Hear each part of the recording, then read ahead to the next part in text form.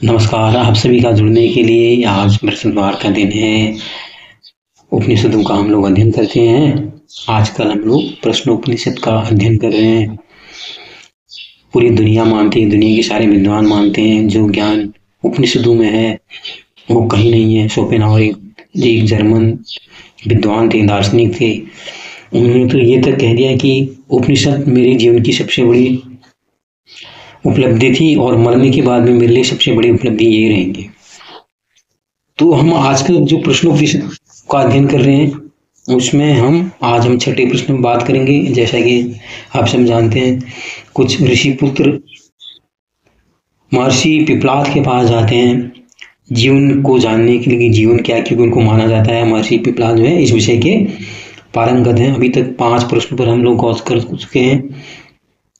आज जो छठा प्रश्न है, जो इसमें पहला श्लोक है, इसका पहला मंत्र है, इसमें जो सुकेशा है एक ऋषि पुत्र, वो चले जाते हैं महाराज पिपलाद के पास, महर्षि पिपलाद के पास। वो कहते हैं कि महर्षि, एक बार कौशल देश का एक राजकुमार हिरण्यनाभ नाम का राजकुमार मेरे पास आया था।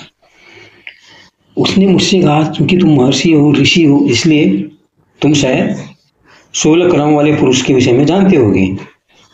क्योंकि गुरुदेव मैं तो जानता नहीं था, इसलिए मैंने उससे स्पष्ट रूप से कह दिया कि भाई मैं नहीं जानता हूँ। मैं अगर जानता तो तुम्हें अवश्य बता देना। नहीं बताने का कोई भी कारण ही नहीं है। तुम अपने मन में मत समझना कि मैंने बात को टाल दिया। वास्तव में नहीं जानता हूँ, क्योंकि मैं ये मानता हूँ कि झूठ बोलना, किसी को छलावा करना ठीक नहीं। खाली मिथ्या भाषण करने से अच्छा है उसको साफ स्पष्ट बता दो। इसलिए मुझे इस बारे में कोई भी जानकारी नहीं है, तो मुझे आप क्षमा करें।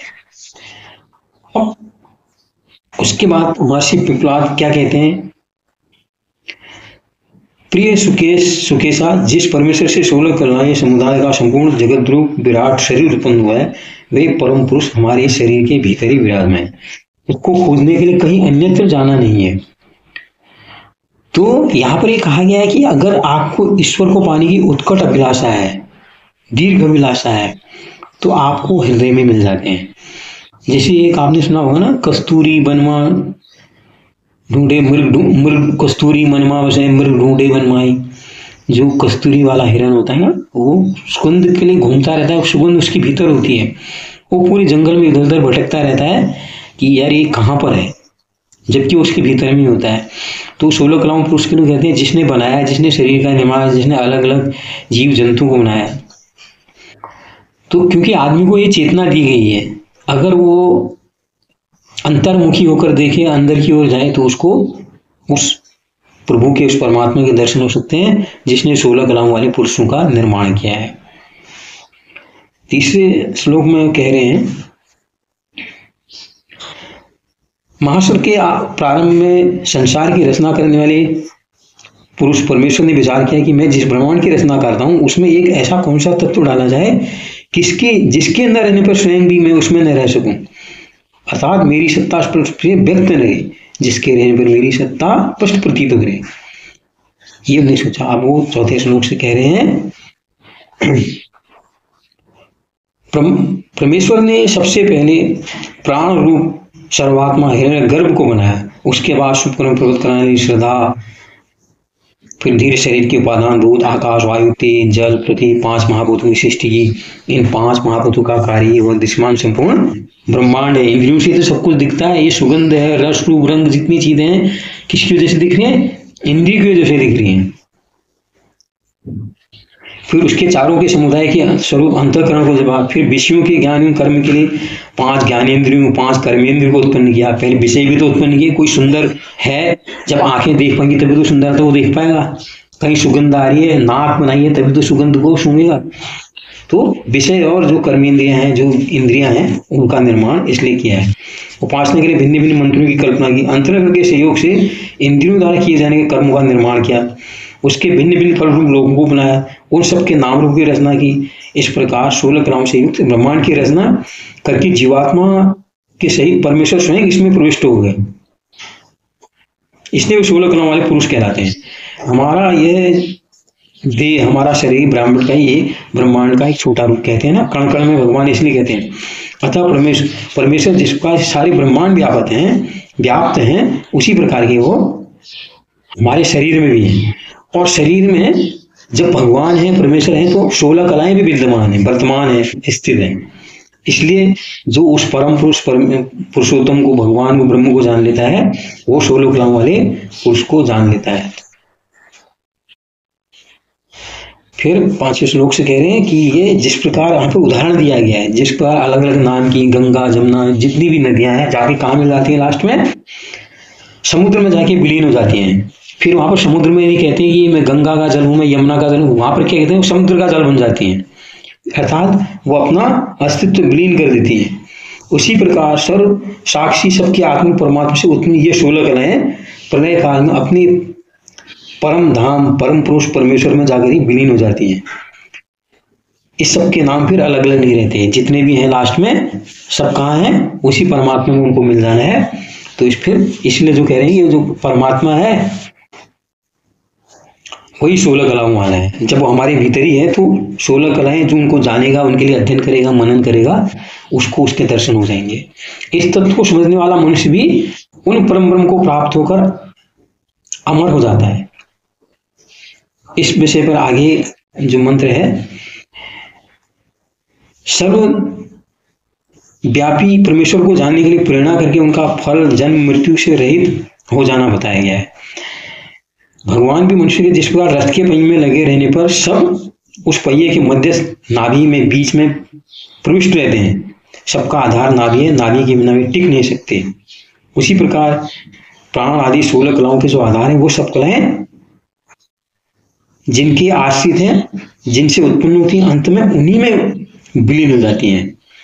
तो यहाँ पर कह रहे हैं कि वो जानने योग्य कौन है, परम ब्रह्म परमेश्वर ही जानने योग्य है। इसलिए उसी परमात्मा को जानना चाहिए।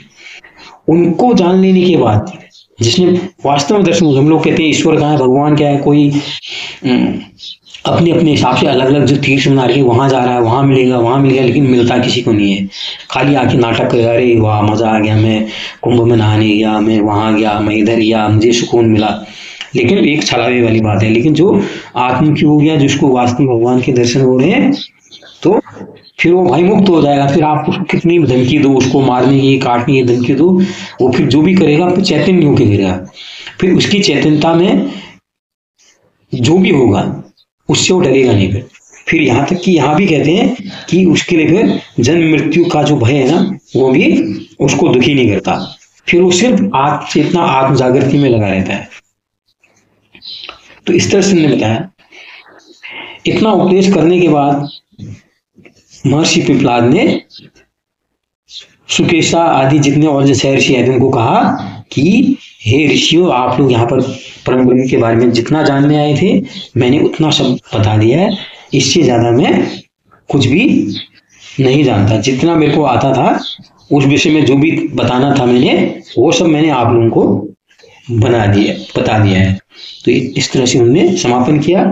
तो फिर जितने भी थे जो ऋषि आए थे, 6 के 6 ऋषि, उन्होंने फिर उनकी पूजा प्रार्थना की, कि उनसे ज्ञान लिया, उनके जो सवाल थे उस सवाल को शांत कर दिया ना।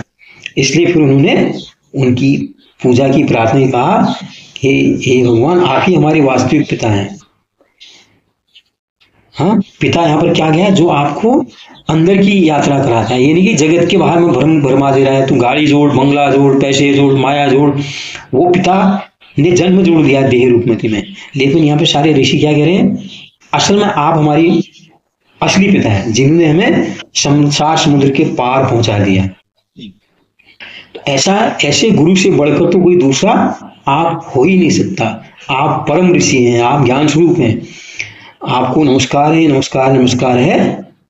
इससे बार बार उन्होंने कहा, यह कहकर फिर ये यहाँ पर जो प्रश्नोपनिषद है उसकी समाप्ति हो जाती है। इस तरह से जो 6 ऋषि आए थे अलग अलग सवाल लेके, हमारे जितने भी जो सवाल उठते हैं, प्रश्न उठते हैं, अगर कोई हमें कोई आत्मज्ञान प्राप्त, हमें कोई गुरु मिल जाए, तो हमारे जितने सवाल हैं, प्रश्न हैं, उनका वो निराकरण कर सकता है। लेकिन हम लोग कहाँ ढूंढते हैं?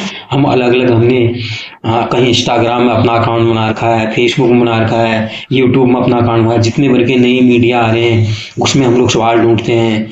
वहां से अरे गूगल कहाँ से सवाल देगा? गूगल में आप सर्च करते हो, इसका मतलब क्या है? गूगल वही तो बताएगा जो उसमें डाला गया है, जो एल्गोरिथम ने उसने पकड़ा है, जो जगह जगह से स्टोर है, वही ज्ञान तो देगा। लेकिन जो आत्मज्ञान प्राप्त एक ऋषि है, एक गुरु है, वो आत्म चेतना से समझ समझ के जो उसने ज्ञान लिया है, अनुभव करके, वो आपके जीवन को उन्नत बना सकता है। तो ये प्रश्नोपनिषद समाप्त हुआ। जो अगले प्रश्नोत्तर से हम फिर मुंडकोपनिषद का अध्ययन करेंगे। बहुत बहुत धन्यवाद सुनने के लिए। नमस्कार। आपका दिन शुभ हो।